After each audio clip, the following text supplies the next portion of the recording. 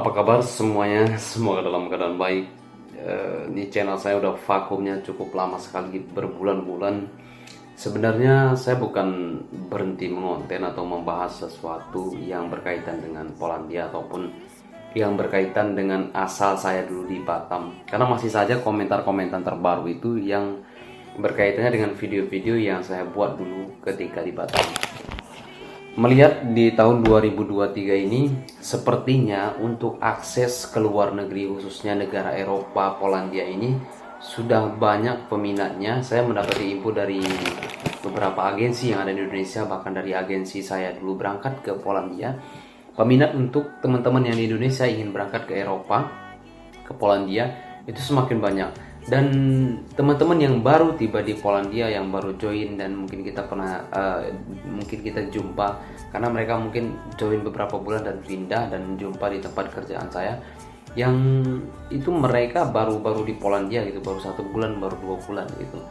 Jadi saya ingin menjelaskan di kesempatan ini, Polandia itu adalah sebenarnya itu memang negara Eropa, namun kalau kita berhayal Polandia itu sama halnya seperti negara yang kalian bayangkan untuk gajinya tinggi kayak Kanada atau negara-negara lainnya, itu salah besar.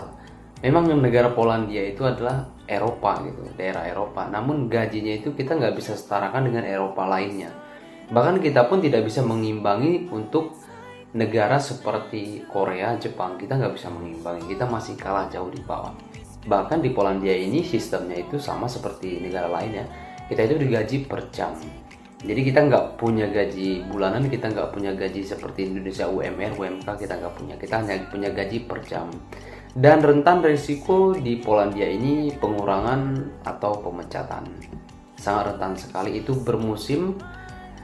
Semisal di Januari sampai bulan 5 itu lagi rame produksi, kalian bisa jadi bertahan di perusahaan tersebut. Namun ketika Mei sampai mungkin Agustus atau sampai akhir tahun, jam kerja produksi di perusahaan tersebut atau omset di perusahaan tersebut berkurang, maka dampak efeknya itu kepada karyawan.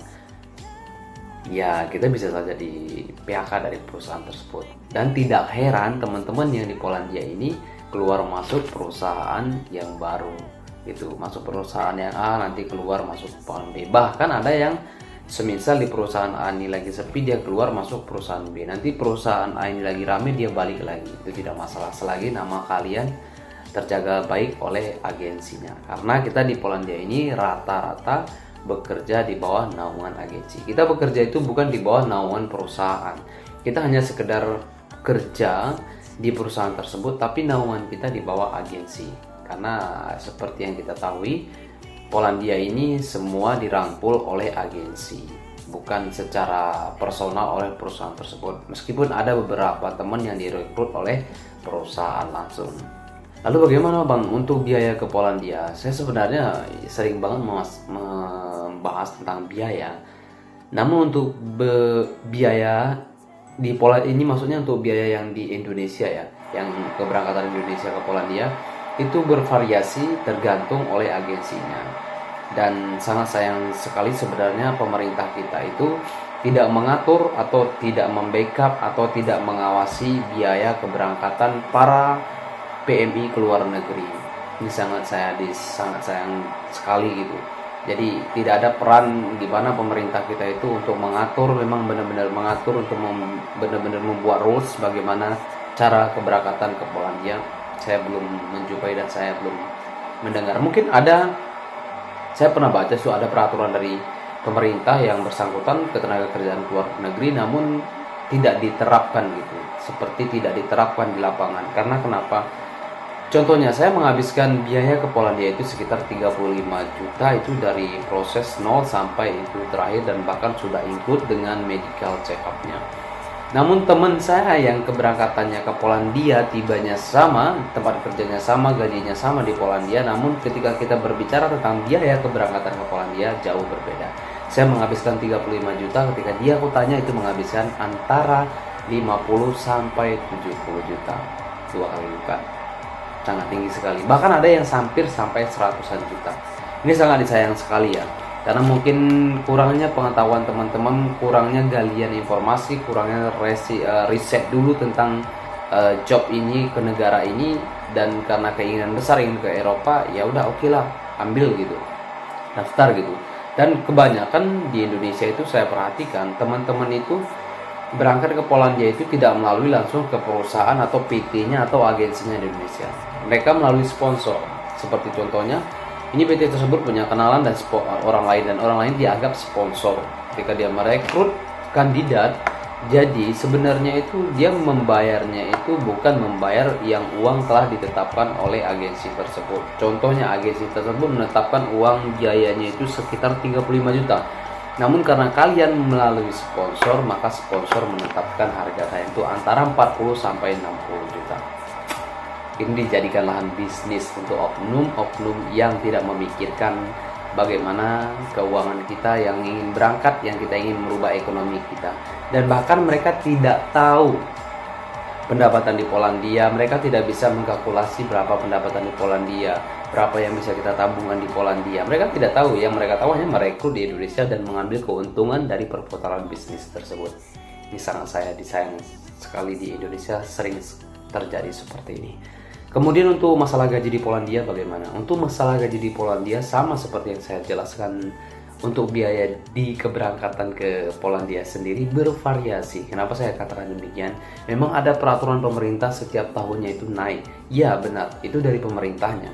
Namun dari agensinya itu menetapkan, masing-masing agensi itu variasi. Contohnya, agensi satu gajinya di tahun ini 16 zloty per jamnya, tapi agensi yang lainnya gajinya 18 zloty. Jadi ketika perpindahan tahun depan, maka yang gaji 16 ini naik ke 18. Jadi yang gaji 18 ini naik ke 20. Gitu. Jadi nggak ada pukul ratanya gitu. Maksudnya adalah satu negara ini, atau mungkin kita baca sekitar satu provinsi di negara ini 18 zloty semua gitu UMK-nya, tidak. Jadi tergantung agensi juga. Jadi kalau agensinya menawarin 16 zloty, yang sana 18 zloty. Jadi ketika ada pun up gaji gitu, ya udah jadi 16 ke 18, jadi yang 18 ke 20 gitu. Nggak ada pukul ratanya gitu. Jadi tergantung agensinya juga. Jadi kita sering juga ngelihat postingan-postingan iklan untuk lowongan pekerjaan di Polandia itu, maka gajinya itu jangan heran ketika teman-teman melihat kok ada yang gajinya 16, ada yang gajinya 18, ada yang gajinya bahkan lebih di atas 18, banyak juga seperti itu. Itu kita tidak, kita yang di sini itu nggak heran masalah gaji gitu. Kemudian untuk masalah kontrak gimana? Saya mengatakan di Polandia ini kontrak hanya sekedar formalitas saja. Kenapa demikian? Ya itu tergantung kaliannya. Kalau kaliannya sekiranya perusahaan tidak menginginkan penyesuaiannya yang mereka inginkan gitu, orang ini saya rekrut namun bukan seperti yang saya inginkan gitu. Contohnya kamu direkrut di bidang operator, ataupun seperti kayak di daging ayam, ataupun seperti di sosis, tapi leader kamu atau manajer kamu atau agensi kamu atau perusahaan kamu sendiri tidak menginginkan, kualifikasi kamu itu tidak seperti yang mereka inginkan, maka kamu bisa saja dipecat tanpa harus menghabiskan kontrak. Jadi di sini itu untuk hukum ketenaga kerjaan untuk orang asing atau warga negara asing itu tidak sama sekali terlindungi atau di backup oleh pemerintahan. Kenapa saya katakan demikian? Ya karena banyaknya teman-teman kita itu dipecat tanpa alasan. Ya hanya saja mereka tidak melihat kita sesuai kualifikasi mereka, maka akan tidak segan-segan untuk meng-cut atau memecat mereka gitu, tanpa harus menunggu kontraknya saja. Dan juga sebaliknya, kalau kamu memang bagus kerja kamu sesuai kualifikasi kamu oleh agensi atau perusahaan kamu, maka kamu akan disambung terus. Kontrak kamu 6 bulan, maka akan disambung-sambung terus. Jadi saya katakan kontrak di sini hanya sekedar formalitas tertulis kita antara kita dan agensi, bukan kita dengan perusahaan. Seperti yang saya bilang di awal tadi, kita di bawah naungan agensi, bukan di bawah naungan perusahaan.